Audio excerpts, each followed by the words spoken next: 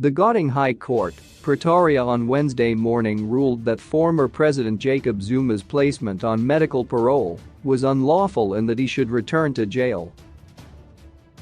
Judge Elias Madajane found that Zuma's medical parole was unlawful and he found that Correctional Services Commissioner Arthur Fraser was not entitled to order his release.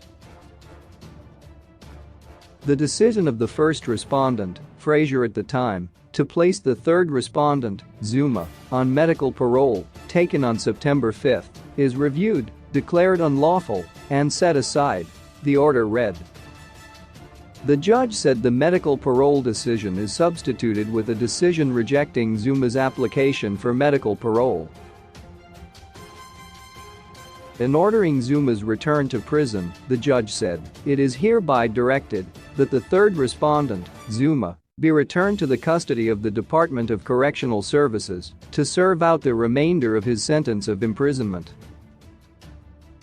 The court also ordered that the time declared that Zuma was out of jail on medical parole should not be counted for the fulfillment of the sentence of 15 months imposed on him by the Constitutional Court.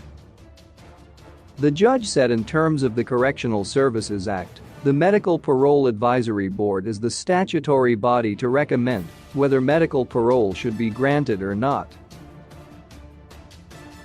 To add to Zuma's woes, the judge slapped him and Fraser with the legal costs of this application.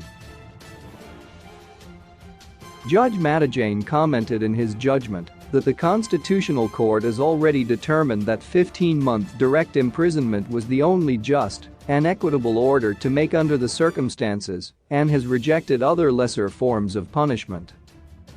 The Constitutional Court concluded that if with impunity, litigants, especially those in positions like that of Mr. Zuma, are allowed to decide which orders they wish to obey and those they wish to ignore, a constitutional crisis will be precipitated. The court ordered an unsuspended sentence of imprisonment for a period of 15 months, the judge said. He added that the commissioner's unlawful intervention has resulted in Zuma enjoying nearly 3 months of his sentence sitting at home in Nkandla, not serving his sentence in any meaningful sense.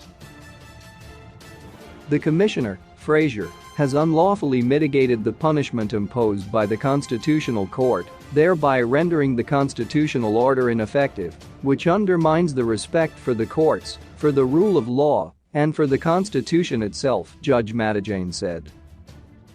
The judgment followed an urgent application earlier by the DA in its opposition to the release of Zuma on medical parole. The Department of Correctional Services, DCS, has said it notes the judgment delivered on December 15, 2021 by the Gauteng Division of the High Court, Pretoria, on the medical parole placement of the former president, Jacob Zuma. DCS is currently studying the judgment, and in due course, we will make further pronouncements.